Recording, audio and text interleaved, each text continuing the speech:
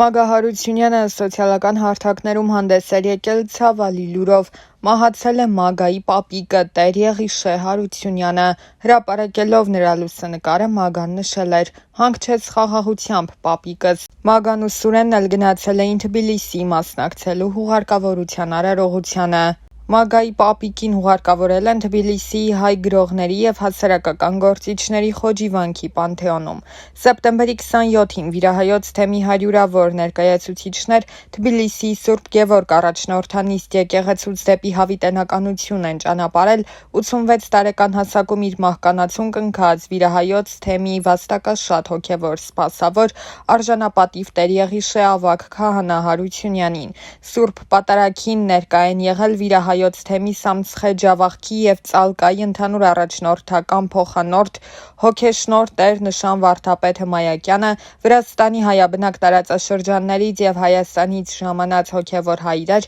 եկեղեցական սպասավորներ, հավատացյալներ, բազում քաղաքացիներ։ Հնդհացը Սուրբ պատարագի Տեր Կիրակոս եպիսկոպոս Դավթյանի ձեռամբ շարականների կատարմամբ և Սաղմոսների ընթերցանությամբ Հայոց եկեղեցու ծիսական կանոններով կատարվել է ննջեցյալի վերջին օծումը։ Վիրահայոց թեմի առաջնորդը արժևորել է ննջեցյալ Տեր-Եղիշեի անմնացորդ նվիրումը եկեղեցու ծառայությանը, քրիստոնեական գաղափարների աներկբա ընկալմանը և սերունդներին փոխանցմանը։ Դրա վկայությունը Տեր-Եղիշեի խրատների և ուսուցողական ճիշտ մեկնաբանությունների շնորհիվ իր որդու և թոռան նվիրումն է եկեղեցու ծառայությանը և բազում երիտասարդների դեպի եկեղեցի ուղղորդելը։ Տեր Կիրակոս սրբազանը սրբալույս մյուրոնով վերջին անգամ օծել է Տեր-Եղիշեի ճակատն ու դաստակը և աջակողմյան մասում տեղադրել կարմիր ավետարանը։ Հոգևոր դասի բոլոր անդամները մեկ առ մեկ հրաժեշտ են տվել հանգուցյալին։ Հավարդ Սուրբ պատարագի կատարվել է թաղման արարողությունը։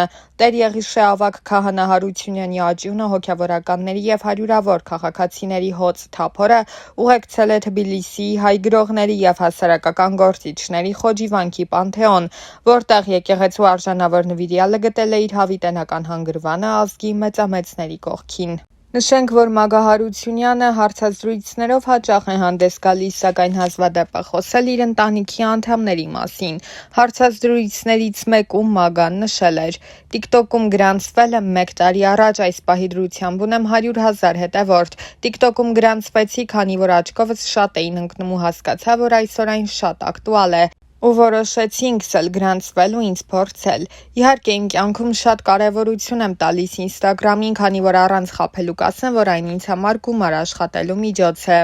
Ես շատ եմ սիրում ուշադրության կենտրոնում լինելու կեսկատակ, կեսլուրջ, եթե ես 1 վայրկյան ուշադրության կենտրոնում չեմ լինում, ինձ մոտ ինչ-որ անհարմարություններ են առաջանում, սկսում եմ ընկնել դեպրեսիայի մեջ, և ինձ թվում է, թե ինչ-որ մի բան այնուամենայնիվ ինձ մոտ այն չէ։ Դա չեմ կարող հիմա բացատրել բառերով։ Ես միշտ սիրում եմ թեկուզ քայլելիս ինձ նայեն։ Չեմ կարող բացատրել, դա երևի թե հիվանդություն է։ Ես սիրում եմ մարդկանց ուշադրության կենտրոնում լինել։ Ծնողներս դեմ չեն իմ գործունեությանը, հատկապես հիմա, երբ արդեն ինչ-որ մի տեղ իմ ոլորտում փորձում եմ կայանալ։ Ժամանակին կարող է դեմ են եղել, խորհուրդ են տվել օրինակ ուրիշ մասնագիտություն ընտրել, զբաղվել, բայց հիմա արդեն ոչ։ Հետևում եմ արտասահմանյան բոլոր թրենդներին, կիրառում եմ դրանք, ավելացնելով նաև իմ սեփական ձեռագիրը։ Օրինակ, կան մտքեր, որոնք կոնկրետ ես եմ մտածել ու նկարահանել, բայց հիմնականում թրենդներն են ձևափոխված։ Մեր հայկական հումորներն են, մի խոսքով, այդտեղ դժվար բան չկա։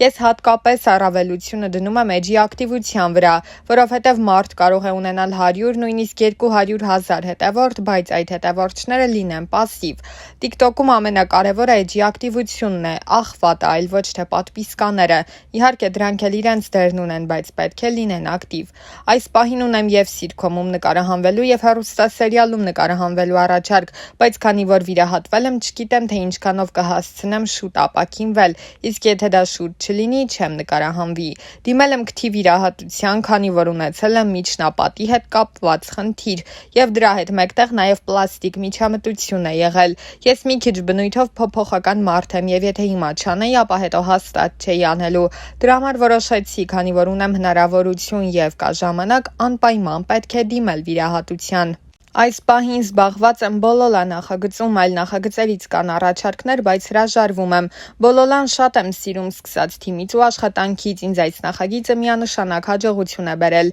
Կերպարիս Լիլիթին բոլորը սիրում են, որքան կտևի Բոլոլա նախագիծը, չեմ ուզում ճակերտները բացել, որովհետև դա պետք է պաշտոնապես հայտարարվի։ Այս նախագծում բոլորի հետ արդեն ծանոթ է, իմ ընկերներն են։ Աշխատանքը պրոֆեսիոնալ թիմի հետ հաճույք է, հաճույք ստանալ քո մասնագիտությունից ու աշխատանքից, դրանից ավելի լավ բան չկա։ Սոցցանցերում հիմա մի քիչ պասիվացել եմ, որովհետև ամեն դեպքում նոր ընտանիք ենք եւ զբաղվածությունս այդ ուղղությամբ է։ Անձնականում ամեն ինչ շատ լավ է, գոհ եմ, բայց դեռևս շոկային նորություն չունեմ։ Իմ ու Սուրենի ամուսնության մասին բամբասանքները հանդարտվեցին, թե դեռ շարունակվում են, անկեղծ ես շատ անուշադիր եմ ու չեմ կարող հստակ պատասխանել այդ հարցին, քանի որ մինչև իմ ու Սուրենի հարաբերություններն էլ բամբասանքներ ու տհաճ խոսակցություններ միշտ էլ եղել են իմ կյանքում։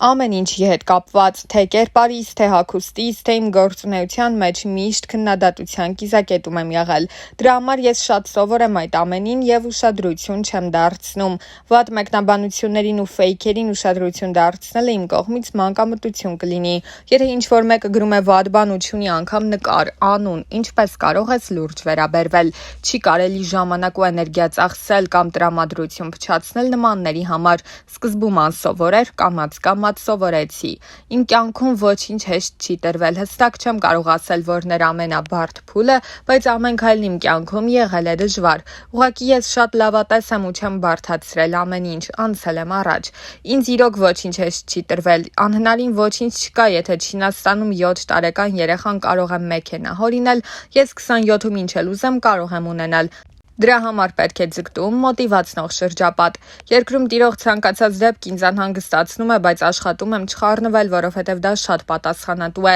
Ժամանակին հայտնել եմ իմ կարծիքը, բայց հիմա խուսափում եմ, որովհետև երբ մեծ լսարան ունես ու այդ լսարանը հետևում է քո խորհրդին, շատ ռիսկային է, չեմ ուզում սխալվել, չեմ համարձակվում հորդորել ինչ-որ բան անել։ Ցանկացածի կարծիքն ու դիրքորոշումը հարգում եմ, երբեք չեմ հասկացել այն մարդկանց, ովքեր իրենց քաղաքական կարծիքը փորձում են բարթել ուրիշի ուսերին։ Ու նաև զարմանում եմ, որ տարբեր քաղաքական հայացքներ ունեցող մարդիկ վիճում են, կռվում, բաժանվում։ Սխալ եմ համարում, բայց անգամ այդ մարդկանց որևէ կոչ չեմ ուզում անել, խորհուրդ տալը դժվար ու պատասխանատու եմ համարում։